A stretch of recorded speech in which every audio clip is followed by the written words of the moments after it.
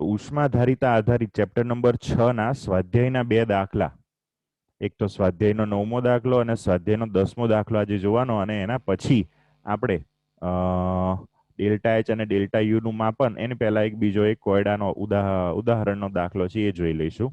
તો પહેલા જોઈએ સ્વાધ્યાયનો 6.9 નંબરનો દાખલો. તમે ટેક્સ્ટબુકની અંદર રકમ ઓપન કરી શકો છો, બરાબર? ચલો, આ આપણી રકમ છે ભાઈ. પહેલા તો રકમ શાંતિથી સમજીએ કે 60 ગ્રામ એલ્યુમિનિયમનું તાપમાન. હવે અત્યારે આપણે ઉષ્માધારિતાને રિલેટેડ દાખલો ગણીએ છીએ, કેમ કે અંદર રકમ આખી વાંચો ને તો છેલ્લે શબ્દ આવે છે મોલર ઉષ્માધારિતા.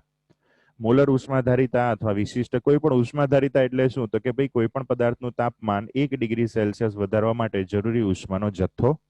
અને એમાં મેં એવું કીધું હતું કે ભાઈ આ તો આપણે વ્યાખ્યા બનાવવા માટે તાપમાનમાં 1 ડિગ્રી સેલ્સિયસનો વધારો કહીએ છીએ, પણ તાપમાનમાં ગમે એટલો વધારો કરી શકાય. કોના તાપમાનમાં વધારો કરવાનો? તો કે કોઈ પણ પદાર્થ કે પ્રણાલીના. હવે પછી મેં તમને કીધું હતું કે ભાઈ કેમિસ્ટ્રીની અંદર તો અલગ અલગ જાતના પદાર્થો, કેમિકલ્સ, બધું રસાયણો હોય. તો હવે આપણે પ્રણાલી કરતા કેમિકલ્સ ઉપર જતું રહેવાનું. ધીમે ધીમે આપણે કેમિસ્ટ્રીની અંદર પરફેક્ટ એન્ટ્રી લઈએ છીએ ઉષ્માગતિશાસ્ત્ર આધારિત.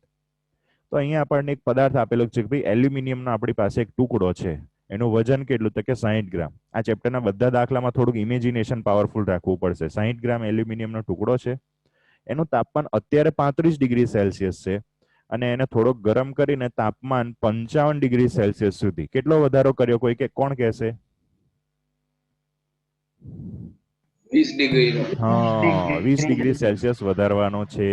તો એના માટે જરૂરી ઉષ્માના કિલો જૂલની સંખ્યા ગણો. એના માટે મતલબ કે 35 થી 55 સુધી કરવા માટે કેટલી ઉષ્મા આપવી પડશે એ ગણવાનું. એલ્યુમિનિયમ મોલર ઉષ્મા ધારિતા આપેલી છે 24 જૂલ પ્રતિ મોલ પ્રતિ કેલ્વિન, એટલે કે 24 joule mall inverse kelvin inverse. તો ચલો દાખલાની અંદર આપણે દર વખતે કરીએ છીએ એમ પહેલા બધું લિસ્ટ કરી દો. ભાઈ 60 ગ્રામ આપેલું છે એટલે આપણને વજન W આપેલું છે, જેને પેલા સૂત્રમાં આપણે M તરીકે લખતા હતા. પછી પહેલું તાપમાન T1 અને T2 આપેલું છે. મોલર ઉષ્માધારિતા CM આપણને આપેલી છે. આપણે ઉષ્માનો જથ્થો Q શોધવાનો છે. હવે મોલર ઉષ્માધારિતાનું સૂત્ર જો આપણને યાદ હોય ને CM નું, તો CM is equal to Q/N delta T હતું, બરાબર?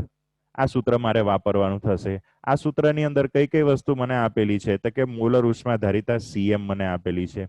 બે તાપમાન આપણને આપેલા છે, એને આધારે આપણને તાપમાનનો ફેરફાર મળી જાય.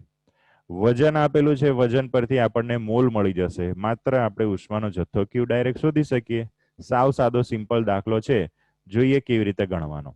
સૌ પ્રથમ મોલ ગણવા માટે આપણે વજન ભાગ્યા અણુભાર વાળું સૂત્ર વાપરીએ. વજન એનું છે 60 ગ્રામ આપણને આપેલું છે, અને એલ્યુમિનિયમ એ એક તત્વ છે, એટલે એના કિસ્સામાં અણુભાર ના હોય, પરમાણુ ભાર હોય. તો આપણને યાદ હોવો જોઈએ. મેં તમને યાદ રખાવડાયો તો ન તો રખાવડાયો નહીં ખબર, કદાચ 20 સુધીનો યાદ રખાવડાયો તો એમાં એલ્યુમિનિયમનો 13 નંબર આવી જાય. તો એલ્યુમિનિયમનો પરમાણુ ક્રમાંક 13 અને પરમાણુ ભાર થશે 27. તમે લોકોએ યાદ પણ રાખ્યો હશે પહેલા ચેપ્ટરથી. તો 60 ભાગ્યા 27 એટલે 2.22 મોલ. અહીંયા મારે લખવાનું રહી ગયું છે, અડધો માર્ક્સ તમારા લોકોએ કાપવો હોય તો કાપી લેવાનો. એકમ મોલ, બરાબર? તો જે એલ્યુમિનિયમ છે એનો મને જથ્થો મળી ગયો કે ભાઈ 2.22 મોલ. તાપમાનનો ફેરફાર T2 - T1, 55 - 35 એટલે કે 20. હવે આ જે 20 આપણને મળ્યા એ ડિગ્રી સેલ્સિયસમાં મળ્યા કે કેલ્વિનમાં મળ્યા? કોણ કહેશે? ના અવાજ આવ્યો, ફરી એકવાર. હે? એક જ મિનિટ હો. હલો, બોલો તો કોઈક. બંનેમાં સમાન જ કહેવાય. અત્યારે શેમાં મળ્યો? ડિગ્રી સેલ્સિયસમાં કે કેલ્વિનમાં? તો એને ડિગ્રી સેલ્સિયસ મળ્યો, એને કેલ્વિનમાં ફેરવવાનો? ના. એક જ મિનિટ હો, મારે માઇક નો થોડુંક પ્રોબ્લેમ છે ને. હલો, બોલો તો કોઈક. ના. એક જ મિનિટ હો. હલો. ઓકે, ચલો. ડિગ્રી સેલ્સિયસમાં છે તો એને હવે મારે કેલ્વિનમાં ફેરવવાના કે નહીં ફેરવવાના? હવે મારો સવાલ એ છે. નહીં ફેરવવાના. કેમ નહીં ફેરવવાના? આપણે તો તાપમાન કેલ્વિનમાં લઈએ છીએ. પણ બંને બાજુ ઉમેર્યા છે અને બાદે થયા છે 273. જો આપણે તાપમાનને ડિગ્રી સેલ્સિયસ માંથી કેલ્વિનમાં ફેરવીએ છીએ, બરાબર? તો અહીંયા 35 ડિગ્રી સેલ્સિયસ છે, એમાં 273 ઉમેરી દો તો તમને એ તાપમાન કેલ્વિનમાં મળી જાય. અને 55 ડિગ્રી સેલ્સિયસ છે એની અંદર 273 ઉમેરી દો તો તમને તાપમાન કેલ્વિનમાં મળી જાય. હવે આપણે તાપમાનનો ડિફરન્સ ડિગ્રી સેલ્સિયસમાં લઈએ કે કેલ્વિનમાં? તમે તમારી જાતે બી કરી ટ્રાય કરી જોજો. ડિગ્રી સેલ્સિયસમાં જે તાપમાન હોય એનો તફાવત અને કેલ્વિનમાં જે તાપમાન હોય એનો તફાવત, બંનેમાં તાપમાનનો તફાવત તો સેમ જ આવશે. માટે તાપમાનને ડિગ્રી સેલ્સિયસમાંથી કેલ્વિનમાં ફેરવવાનું, પણ તાપમાનના ફેરફારને નહીં, કારણ કે બંનેમાં આપણે સેમ 273 જ ઉમેરીએ છીએ. માટે તાપમાનનો ફેરફાર ડેલ્ટા ટી 20 જ અહીંયા રહેશે. હવે આપણે ડાયરેક્ટ સૂત્ર મૂકીને ગણતરી કરવાની. CM બરાબર Q upon delta T into N. Q ને સૂત્રનો કરતા બનાવી દઈએ. મોલર ઉષ્મા ધારિતા આપણને 24 આપેલી છે, તાપમાનનો ફેરફાર ડેલ્ટા ટી 20 અને મોલની સંખ્યા આટલી આપેલી છે. ગણતરી કરતા જવાબ આટલો મળે, પણ દાખલામાં આપણને કિલો જૂલમાં પૂછેલું છે એટલે આટલું લાવીને આપણે મૂકી દઈશું. ડન. ચલો આ દાખલાની અંદર કોઈને કોઈ તકલીફ પડી હોય તો ચલો હું નાનો કરું છું, પછી તમે સ્ક્રીનશોટ લઈ લેજો. Okay, now you can take the screenshot. આની અંદર કોઈને કોઈ તકલીફ પડી હોય તો મ્યુટ ઓપન કરીને પૂછવાનું, કેમ કે રેઝ હેન્ડ કરશો તો મને કદાચ દેખાય ના દેખાશે. ચલો ઓકે, ચલો no doubt is there. Next સ્વાધ્યાયનો 6.10 નંબરનો શું કહે છે? જો પરિસ્થિતિ ફરી એકવાર કહું છું, ઇમેજિનેશન થોડુંક કરવું પડશે, પરિસ્થિતિ સમજવી પડશે. શું કહે છે? 1 મોલ પાણીને 10 ડિગ્રી સેલ્સિયસ થી -10 ડિગ્રી સેલ્સિયસ, એટલે અત્યારનું પાણી છે, ધારો કે શિયાળાનું પાણી છે 10 ડિગ્રી સેલ્સિયસ વાળું હોય, એને ઠારવાનું છે. એટલે કોઈ પણ વસ્તુને ઠંડી કરીએ તો ઉષ્મા શું થાય?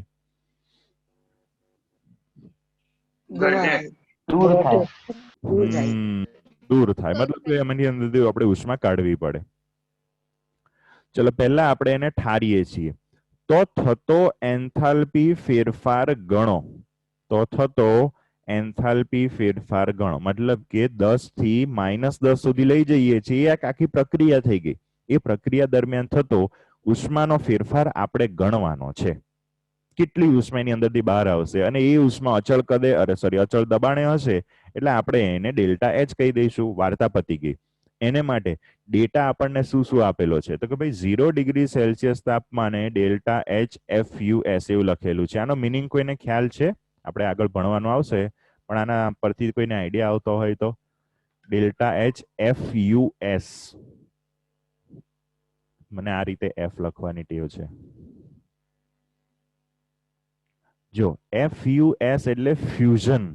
હવે ફ્યુઝન નો અર્થ કોઈને ખબર છે?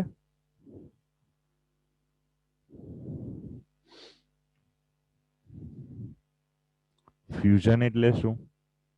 નહીં ખબર. ફ્યુઝન એટલે ગલન. ફ્યુઝન એટલે શું થશે? ગલન થશે. એટલે તમારી ચોપડીમાં FUS જ લખેલું હોય તો એને કૌંસમાં લખી દેજો, એનો મિનિંગ ગલન એન્થાલ્પી થાય. આ ચેપ્ટરમાં આગળ આપણે ભણીશું ત્યારે તમને તરત ક્લિયર થઈ જશે. પણ ઉષ્માધારિતા આધારિત દાખલો છે એટલે મેં થોડોક અત્યારે વહેલો લઈ લીધો છે. બહુ એ પેલું ફ્યુઝન એની સમજાવવાની જરૂર બહુ પડતી નથી, એટલે સિમ્પલ જ વસ્તુ છે, આવશે ત્યારે જોઈ લઈશું. તો ડેલ્ટા એચ ફ્યુઝન એટલે ગલન. તો અહીંયા આપણે કોની ચર્ચા કરીએ છીએ કે ભાઈ ગલન એન્થાલ્પી. જેમ ડેલ્ટા એચ EG એવું આપણે ચેપ્ટર નંબર 3 માં લખતા હતા. એટલે શું? તો કે ઇલેક્ટ્રોન ગેઇન એન્થાલ્પી, ઇલેક્ટ્રોન પ્રાપ્તિ એન્થાલ્પી એવું કહેતા હતા. એમ અહીંયા ડેલ્ટા એચ FUS એટલે ગલન એન્થાલ્પી એવું બોલાય. કોની ગલન એન્થાલ્પી? તો કે બરફની. ગલન એન્થાલ્પી શું? એનું બેઝિક ખાલી તમને કહી દઉં કે ભાઈ ગલન એટલે શું? તો કે પીગળવું, ઓગળવું. તો બરફ પીગળે, બરફ પીગળવા માટે એને ઉષ્માનું શોષણ કરવું પડશે. તો બરફને પીગળવા માટે કેટલી ઉષ્માનું શોષણ કરવું પડે? તો આપણને એનું મૂલ્ય આપેલું છે ડેલ્ટા એચ FUS નું. કેટલું મૂલ્ય છે? 6.04 કિલો જૂલ પ્રતિ મોલ. એનો મીનિંગ શું થાય?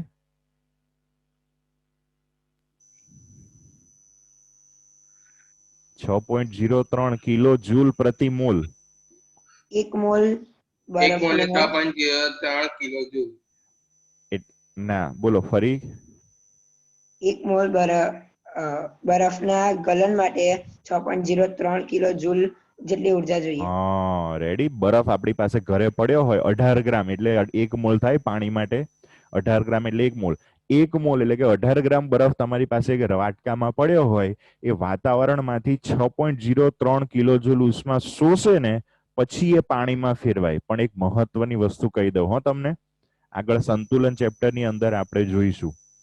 0 ડિગ્રી સેલ્સિયસ વાળો બરફ પહેલા 0 ડિગ્રી સેલ્સિયસ વાળા પાણીમાં ફેરવાશે. ઉતરે એવી વસ્તુ નથી, પણ એકદમ માઇક્રો સૂક્ષ્મ વસ્તુ છે. સૌ પ્રથમ 0 ડિગ્રી સેલ્સિયસ વાળો બરફ 0 ડિગ્રી સેલ્સિયસ વાળા પાણીમાં ફેરવાય અને પછી એ પાણી 0 ડિગ્રી સેલ્સિયસ ધીમે ધીમે હજુ વધારે ઉષ્માનું શોષણ કરી અને પછી સાદા પાણીમાં ફેરવાશે. આપણે ઘરે જો આપણે ચેક કરતા હોઈએ ને તો એક વસ્તુ અહીંયા સમજજો કે ભાઈ 0 ડિગ્રી સેલ્સિયસે બરફની ગલન ઉષ્મા 6.03 કિલો જૂલ પ્રતિ મોલ છે.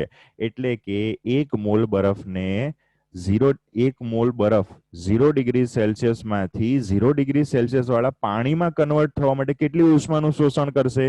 તો કે 6.03 કિલો જૂલ. આ વસ્તુમાં કોઈને ના ખબર પડી હોય તો મ્યુટ ઓપન કરીને પૂછી શકો છો.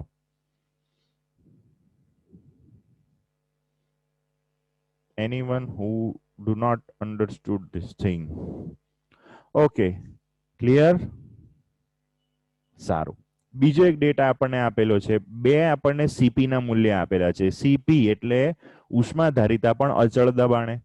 કોના કોના માટે આપેલી છે? તો કે બંને પાણી માટેની છે, પરંતુ પાણીની ભૌતિક અવસ્થા અલગ છે. જો પહેલામાં પાણીની ભૌતિક અવસ્થા લિક્વિડ છે અને બીજામાં પાણીની ભૌતિક અવસ્થા સોલિડ છે. મતલબ એક વસ્તુ તો આટલી ક્લિયર થઈ કે ભાઈ ઉષ્માધારિતાને આપણે શું સમજીએ છીએ કે ભાઈ તાપમાનમાં વધારો કરવા આપવી પડતી ઉષ્મા. તો તમે જોયું, પ્રવાહી પાણી, લિક્વિડ પાણી અને સોલિડ ઘન પાણી બરફ માટે એ ઉષ્માધારિતાના મૂલ્ય અલગ અલગ છે. એક માટે 1 ડિગ્રી સેલ્સિયસનો વધારો કરવા માટે 36.8 જૂલ ઉષ્મા આપવી પડે છે અને બીજામાં 75.3 જૂલ ઉષ્મા આપવી પડે છે. માટે આ વસ્તુનું પણ દરેક જણ ધ્યાન રાખજો. તો આપણે શું કરવાનું છે? પાછા દાખલા ઉપર આવતા રહીએ કે ભાઈ આપણી પાસે 10 ડિગ્રી સેલ્સિયસ વાળું જે પાણી છે એને -10 સુધી ઠંડુ કરવાનું છે. તો એકચ્યુઅલી આ પ્રક્રિયા એક જ સ્ટેપમાં ના થાય. કેમ કે હમણાં મેં તમને કીધું એમ કે ભાઈ 0 ડિગ્રી સેલ્સિયસ વાળો જે બરફ છે એ પહેલા 0 ડિગ્રી સેલ્સિયસ વાળા પાણીમાં ફેરવાશે. હવે એનાથી ઊંધું, પાણીને આપણે જ્યારે બરફમાં ફેરવતા હોઈએ ત્યારે પાણીનું આપણે ધીમે ધીમે, ધારો કે ફ્રીજમાં આપણે મૂકીએ તો ધીમે ધીમે એનું તાપમાન ઘટે.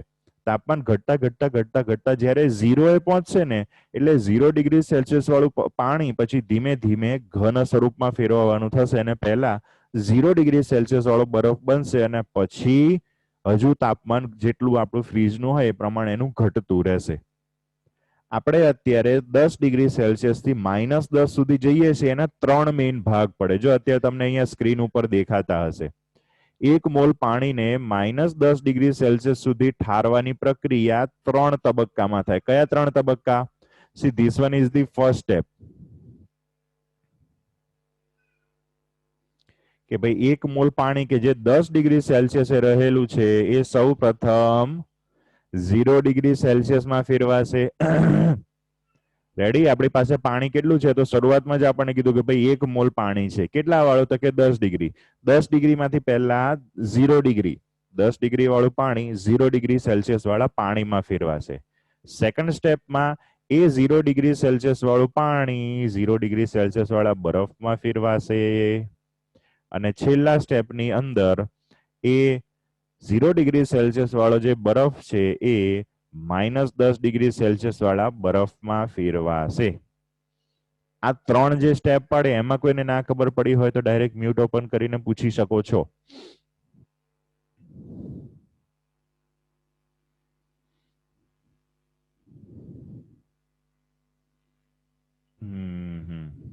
હવે બીજી વસ્તુ, આ જે બધી પ્રોસેસ થાય છે એ દરમિયાન તાપમાન ઘટે છે, માટે ઉષ્મા શોષાશે કે છૂટી પડશે એ કોણ કહેશે? બોલો. છૂટી પડશે. છૂટી પડશે. છૂટી પડશે, કેમ કે આપણે છૂટી તાપમાન પડશે. દરેક વખતે ઘટાડીએ છીએ. -10 થી 0, 0 પાણીમાંથી 0 બરફ, અને બરફ 0 બરફમાંથી -10 વાળો બરફ. દરેક વખતે ઉષ્મા બહાર છૂટી જ પડશે. હવે પહેલા તબક્કાની જે ઉષ્મા છૂટી પડે છે એને આપણે ડેલ્ટા H1 કીધું. છેલ્લા તબક્કામાં જે ઉષ્મા છૂટી પડે છે એને આપણે ડેલ્ટા H2 કીધું. વચ્ચે વાળો તબક્કો જેની અંદર ગલન કરતા ઊંધી પ્રક્રિયા થાય છે એવું આપણે વિચારીએ. ગલન એટલે શું?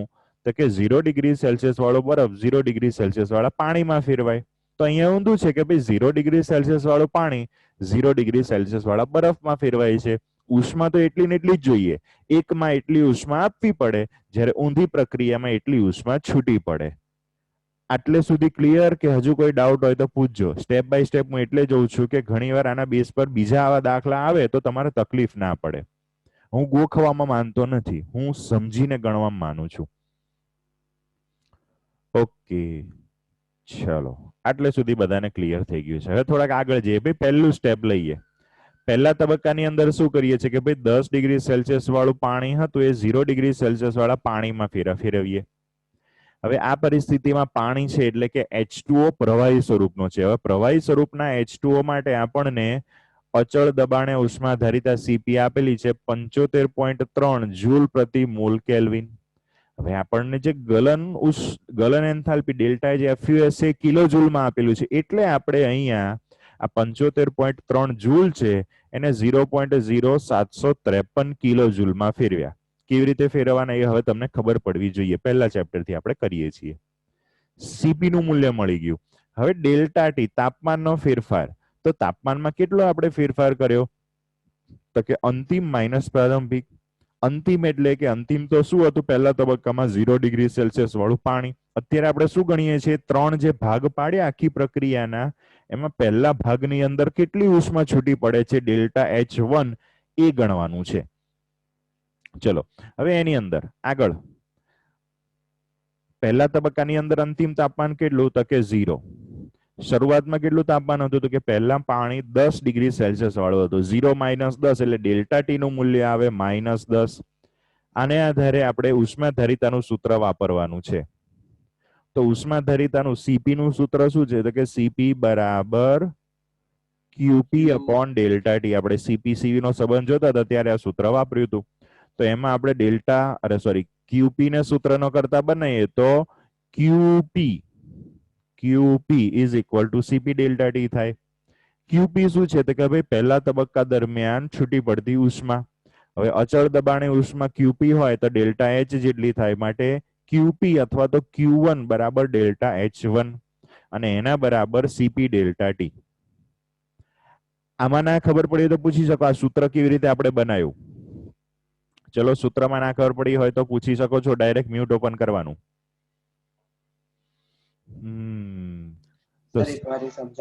હા, જો આપણને Cp વાળું સૂત્ર ખબર છે કે ભાઈ Cp બરાબર QP ડેલ્ટા ટી.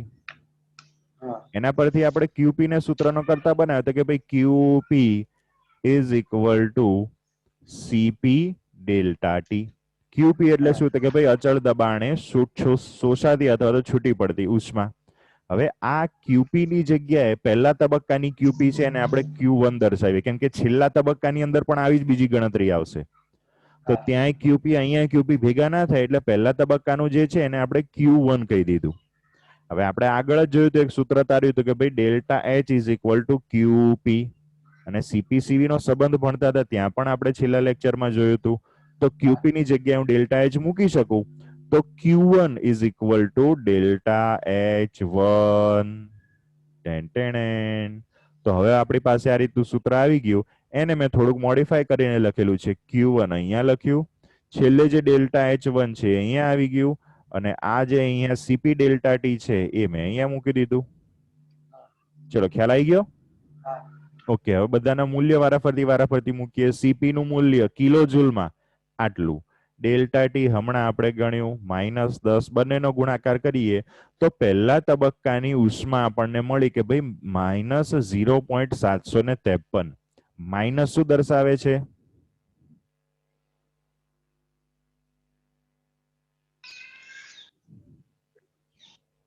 બોલો. ઉષ્મા છૂટી પડી એમ દર્શાવે છે. હા, ઉષ્મા છૂટી પડી છે કેમ કે 10 ડિગ્રી સેલ્સિયસ વાળું પાણી 0 વાળા બરફ પેલા ચિલ્ડ પાણી, એકદમ ચિલ્ડ પાણીની અંદર ફેરવીએ છીએ આપણે. ચલો આ પહેલો તબક્કો થયો. હવે તબક્કા નંબર 2 ની અંદર શું કરવાનું? તો કે તબક્કા નંબર 2 નું તો આપ્યું જ છે ને ભાઈ, 0 ડિગ્રી સેલ્સિયસ વાળું પાણી 0 ડિગ્રી સેલ્સિયસ વાળા બરફમાં ફેરવાય છે. તો આપણને બરફની ગલન એન્થાલ્પી આપેલી છે 6.03 કિલો જૂલ પ્રતિ મોલ. હવે અહીંયા આપણે ગલન નહીં કરાવતા, એનાથી ઊંધી પ્રક્રિયા. બરફમાંથી પાણી નહીં, પાણીમાંથી બરફ ફેરવીએ છીએ. બરફમાંથી પાણીમાં ફેરવવા ઉષ્મા આપવી પડે, પાણીમાંથી બરફમાં ફેરવવા ઉષ્મા છૂટી પડે. સેમ એટલી ને એટલી પેલામાં +6.03, તો અહીંયા કેટલી છૂટી પડશે? -6.03 કિલો જૂલ પ્રતિ મોલ. તો સેકન્ડ તબક્કાની અંદર જે છૂટી પડતી ઉષ્મા એ અહીંયા આપણને મળી ગઈ. પહેલા તબક્કાની અહીંયા અંદર આપણે ગણી નાખી. હવે રે ખાલી વાર્તા છેલ્લા તબક્કાની, તબક્કા નંબર 3.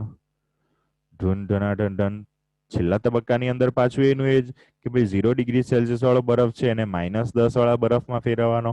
એના માટે આપણને સીપી નું મૂલ્ય આપેલું છે પણ એ જૂલમાં છે, એટલે પહેલા તો એને કિલો જૂલમાં ફેરવવાનું. પછી એના માટે ડેલ્ટા ટી નું મૂલ્ય શોધવાનું. એને માટે અંતિમ તાપમાન માઇનસ પ્રારંભિક. હવે અંતિમ તાપમાન હતું -10 અને શરૂઆતનું 0. તમને થશે કે સાહેબ શરૂઆતનું તાપમાન તો 10 ડિગ્રી સેલ્સિયસ નહોતું, પણ આ આપણે 3 અલગ તબક્કા પાડ્યા. પહેલા તબક્કાની ગણતરી કરી દીધી અલગ 10 થી 0 ની. અત્યારે આપણે છેલ્લા તબક્કા 0 થી -10 ની ગણતરી કરીએ છીએ, એટલે અહીંયા આપણે શરૂઆતનું તાપમાન 0 ડિગ્રી સેલ્સિયસ લીધું. દરેકે દરેક અલગ અલગ પ્રક્રિયા, એ રીતે આપણે અલગ તબક્કા ભાગ પાડેલા છે.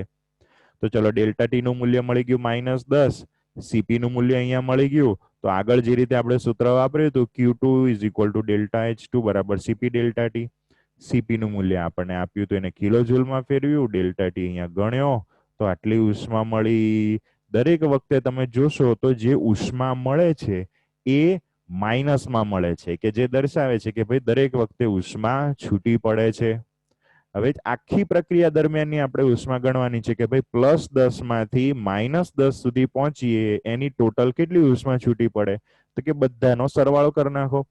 પહેલા તબક્કામાં કેટલી છૂટી પડતી હતી? તો કે 0.753 છૂટી પડતી હતી, એટલે માઇનસ. બીજા તબક્કામાં 6.03, ત્રીજા તબક્કામાં 0.368. બધાનો સરવાળો કરીએ તો આટલી ટોટલ ઉષ્મા 1 મોલ પાણીનું 10 ડિગ્રી સેલ્સિયસ થી -10 સુધીમાં રૂપાંતર થાય ત્યાં સુધીમાં છૂટી પડશે. હાલો ભાઈ, આખા દાખલામાં કોઈને કોઈ ડાઉટ હોય તો પૂછી જો. પહેલા હું એકવાર ફરીથી સમજાવી દઉં. આપણને બરફ માટેની ગલન ઉષ્મા આપેલી હતી અને ઘન અને પ્રવાહી સ્વરૂપના પાણી માટેની અચળ દબાણે ઉષ્માધારિતા C આપેલી હતી. એને આધારે 10 ડિગ્રી સેલ્સિયસ વાળા પાણીને -10 ડિગ્રી સેલ્સિયસ વાળા બરફમાં ફેરવવા માટેની ટોટલ ઉષ્મા છૂટી પડતી શોધવાની હતી. મેં એને 3 પાર્ટમાં ડિવાઈડ કરી દીધી. તમને કોક વાર ફેરવીને દાખલો પૂછવો હોય અહીંયા અથવા તો કોઈ કોમ્પિટિટિવ એક્ઝામમાં, તો પાણીને બદલે બીજો કોઈ પદાર્થ લઈ લે, બેન્ઝીન લઈ લે, કાર્બન ટેટ્રાક્લોરાઇડ, એવું કોઈ પણ પ્રવાહી લઈ લે. દરેકમાં તમને ઘન પ્રવાહી સ્વરૂપ માટેની ઉષ્માધારિતા આપેલી હોય અને એની ગલન એન્થાલ્પી આપેલી હોય. એને આધારે ભાગ પાડી દેવાના. કોઈક વાર એવું થાય કે ભાઈ +10 થી -10 ને બદલે +20 થી -10 અથવા 10 થી -20, તાપમાન ગમે તે અલગ અલગ હોય, આપણને મેથડ ખબર હોવી જોઈએ કે ભાઈ આપણે એક તો ડેલ્ટા ટી નું મૂલ્ય ગણવાનું અને ઉષ્માધારિતા, એ બંનેનો ગુણાકાર કરીને ડેલ્ટા એચ મેળવવાનો અને વચ્ચેવાળા તબક્કામાં ગલન એન્થાલ્પીને આધારે ઉષ્મા કેટલી છૂટી પડી એનું મૂલ્ય મેળવવાનું. પછી 3 નો સરવાળો કરી દેવાનો. ચલો આની અંદર કોઈને ડાઉટ હોય, ના હજુ ખ્યાલ આવ્યો હોય તો પૂછી શકો છો.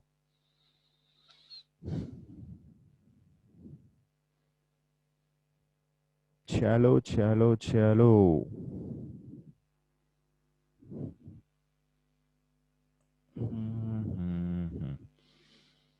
ચલો ચલો ચલો.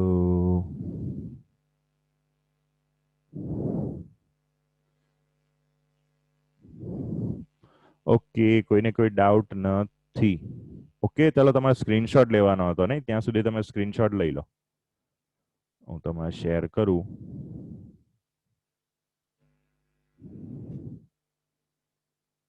ચલો પહેલા આનો સ્ક્રીનશોટ લઈ લો.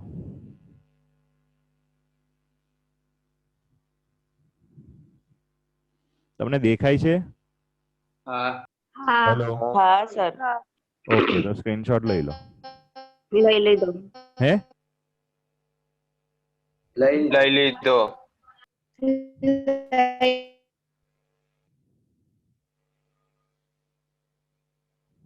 કોક બોલજો તો દેખાય છે કે નહીં દેખાતું?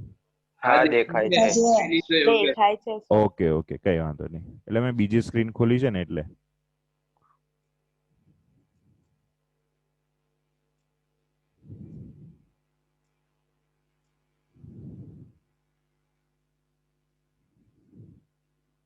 હવે શું દેખાય છે તમને? બીજું કઈ દેખાય છે?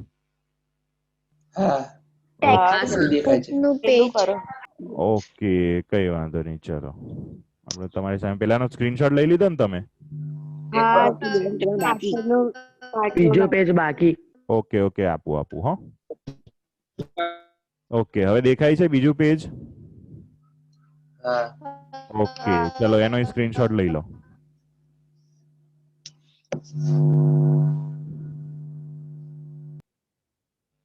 ચલો ઓકે, ડન. ડેલ્ટા યુ અને ડેલ્ટા એચ નું માપન કેલરી મિતિ ગુજરાતી શબ્દ છે, ઇંગ્લિશમાં એને કેલોરીમેટ્રી કહેવાય. મેટ્રી એટલે ગમે ત્યારે મેટ્રી શબ્દ આવે ને તો એનું માપન એવું થતું હોય. થર્મોમેટ્રી એટલે તાપમાનનું માપન, બરાબર. તો અહીંયા આપણે ડેલ્ટા યુ અને ડેલ્ટા એચ નું માપન આગળ આપણે ભણી ગયા કે ભાઈ ડેલ્ટા એચ ડેલ્ટા યુ શું છે વગેરે. પછી એની અંદર આપણે બે સૂત્ર જોયા હતા અને છેલ્લે મેં એની શોર્ટ ટ્રીક પણ તમને શીખવાડી હતી, કદાચ કન્ફ્યુઝ થાવ તો. ડેલ્ટા યુ બરાબર QV અને ડેલ્ટા એચ બરાબર QP. આ બંનેનો શાબ્દિક અર્થ કોઈ મને કહેશે? એકવાર મેં કીધું હતું તમને અને તમે કોકે કીધું હતું ખરું મને સામે. પછી ડેલ્ટા એચ બરાબર QP અને ડેલ્ટા યુ બરાબર QV એનો મીનિંગ કદાચ ઉત્સવે મને કીધું તો કે કોઈ બીજા નહીં આઈડિયા? કોઈને આઈડિયા હોય, યાદ હોય તો બોલો. આનો શાબ્દિક અર્થ શબ્દોમાં એને બોલવું હોય તો.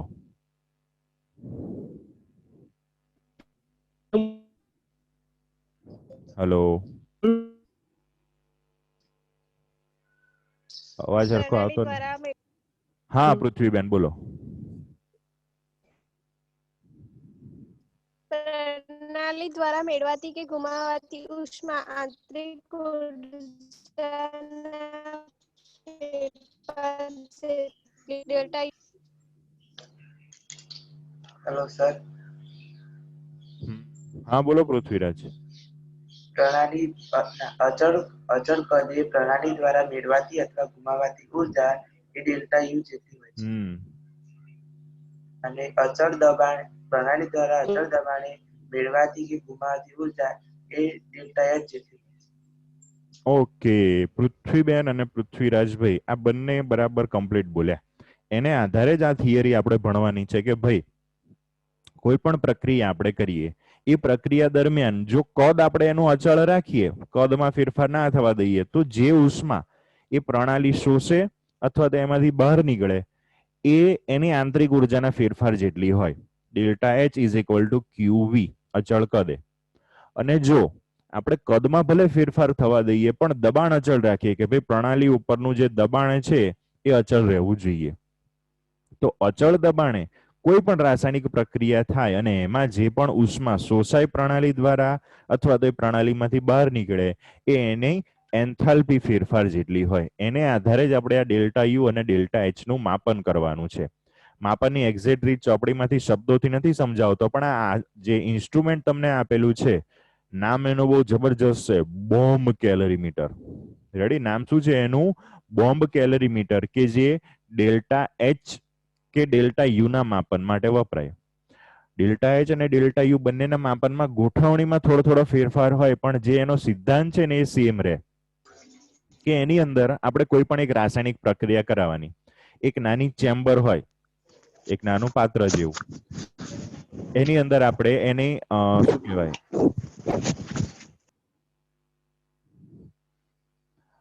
એ જે પાત્ર છે એની અંદર કોઈક રાસાયણિક પ્રક્રિયા કરાવવાની. એ રાસાયણિક પ્રક્રિયા અચળ દબાણે કરાવો તો જે ઉષ્મા શોષાય મેળવાય એક ડેલ્ટા યુ, અને અચળ દબાણે કરો તો એ ડેલ્ટા એચ. અચળ કદે તો ડેલ્ટા યુ, અચળ દબાણે તો ડેલ્ટા એચ. અહીંયા આપણે સૌ પ્રથમ ડેલ્ટા યુ નું માપન કરવાનું. ચલો ડેલ્ટા યુ માપવું હોય તો શું અચળ રાખવાનું? કદ અચળ રાખવાનું. એટલે અહીંયા પાત્ર આપણે એકદમ એવું જબરજસ્ત મજબૂત લીધું છે કે એનું કદ ફિક્સ થઈ ગયું. આપણે એક મસ્ત મોટું પાત્ર લીધું. હવે આ આપણું મેઇન પાત્ર નથી. રેડી? આપણું મેઇન પાત્ર અંદરનું છે, કેમ કે એની જો દિવાલો તમને જાડી કાળી બતાવેલી છે. આ કાળી અને જાડી દિવાલો છે, અને ઉપરથી એને સીલ પેક બંધ કરી દીધું છે. માત્ર એની અંદર કેટલી વસ્તુ અંદર જવા દીધી છે તો કે ઓક્સિજન જવા માટેની અંદર જગ્યા. ઓનલી ઓક્સિજન કેન એન્ટર, બહાર ના નીકળે, બીજી કોઈ વસ્તુ અંદરથી બહાર ના નીકળે. બીજું, એની અંદર આ બે સળિયા અંદર નાખેલા છે. રેડી? આ બે સળિયા શેને માટે અંદર રાખેલા છે તો કે અહીંયા આપણે કોઈ પણ એવા પદાર્થની દહન પ્રક્રિયાનો અભ્યાસ કરવાનો છે. ધારો કે આપણે કોલસો લીધો અથવા તો બીજો કોઈ કાર્બનિક પદાર્થ લીધો, ઘન કે પ્રવાહી, એની અંદર એની આપણે દહન કરાવવાનું છે. દહન કરવા માટે પેલું સ્પાર્ક કરવું પડે ને, તીખારા, એ તીખારા કરવા માટે પેલા કાળા કલરના બે સળિયા અંદર નાખ્યા. દહન થવા માટે ઓક્સિજન જોઈએ એટલે આપણે દબાણપૂર્વક અંદર ઓક્સિજન નાખીએ છીએ. બાકી આખું પાત્ર પેક છે, પણ એ પાત્રની દિવાલો ઉષ્માની વાહક છે. એ પાત્રની દિવાલો ઉષ્માની વાહક છે. તો આપણી દહનની પ્રક્રિયા થાય તો કોઈ મને કહી શકે કોઈ પણ વસ્તુ સળગે, દહન થાય ત્યારે ઉષ્મા છૂટી પડે કે શોષાય?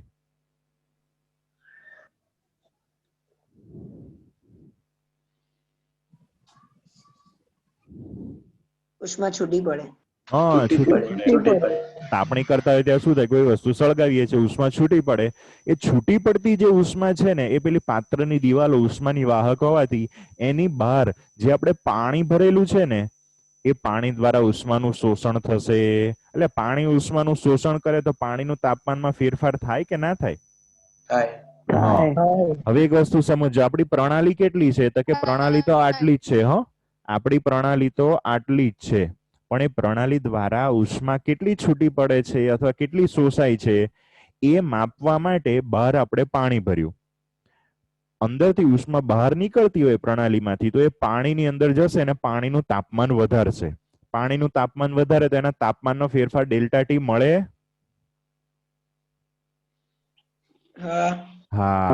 હવે પાણી માટેની ઉષ્માધારિતાનું મૂલ્ય હોય? પાણીની ઉષ્માધારિતાનું કઈ મૂલ્ય હોય?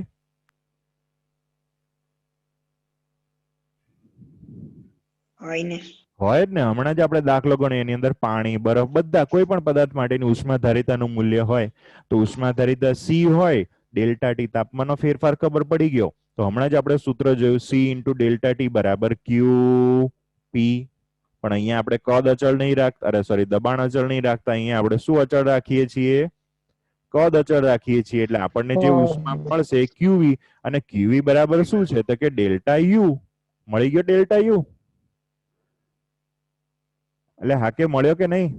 એટલે આપણે શું કરવાનું? અંદર પદાર્થ ભરી સીલ પેક પાત્રને બંધ કરી એનું દહન કરાવવાનું. તીખારા કરીને સળગે એટલે બહાર ઉષ્મા છૂટી પડે. એ છૂટી પડતી ઉષ્મા પાણીમાં જાય એટલે પાણીનું તાપમાન વધે. એ તાપમાન વધવા માટે આપણે અહીંયા એક આ ઊભું થર્મોમીટર રાખેલું છે, એનાથી તાપમાનનો ફેરફાર મળે. હવે બીજી એક વસ્તુ અંદર રાખેલું છે, વિલોડક. હવે વિલોડક શબ્દ છે ને થોડોક અઘરો છે. એના કરતા ઇંગ્લિશ શબ્દ બાજુમાં આવેલો છે, સ્ટરર. ટુ સ્ટર એટલે શું થાય તો કે હલાવવું. આપણે પેલું બ્લેન્ડર છાસ માટે નહીં ફેરવતા, ઝેણી આપણે જેને કહીએ એવું. એ શું કરવા માટે રાખેલું છે તો કે ભાઈ એ પાત્રમાંથી અમુક જગ્યાએથી ગરમી આવતી હોય, બધી જગ્યાએથી ધારો કે એક સરખી નહીં આવતી, કોઈક જગ્યાએથી જલ્દી નજીક પેલું ગરમ થાય છે તો એ ભાગનું પાણી વધારે ગરમ હોય, અને બીજી જગ્યાએ પાણી થોડુંક ઓછું ગરમ હોય. તો ત્યાં થર્મોમીટર મૂકો તો પાણીનું તાપમાન વધારે હોય એવું લાગે, બીજી જગ્યાએ મૂકો થર્મોમીટર તો ઓછું લાગે. માટે એ ગરમી બધે એક સરખી રીતે ફેલાયેલી રહે એને માટે આપણે સ્ટરર મૂકેલું છે કે જેથી કરીને ગમે તે જગ્યાએ હું થર્મોમીટર રાખું, તાપમાન, પાણીના તાપમાનમાં પેલી ઉષ્મા દ્વારા થતો જે ફેરફાર વધારો છે એ એક સરખો રહે. ખ્યાલ આવી ગયો કેવી રીતે આપણે આ માપીશું ડેલ્ટા યુ નું મૂલ્ય? કે કોઈને ડાઉટ છે? ડન. હવે એ જ રીતે આપણે ડેલ્ટા એચ નું માપન કરવાનું છે, પણ એને માટે જે બોમ્બ કેલરીમીટર છે એની ગોઠવણી થોડીક અલગ છે. એટલે ડેલ્ટા એચ ના માપનમાં શું રાખવાનું હોય, શું અચળ રાખવાનું હોય? દબાણ. દબાણ. દબાણ. દબાણ અચળ રાખવાનું, દબાણ ફિક્સ, પણ કદ તો ફેરફાર થયું રાખવું પડે ને.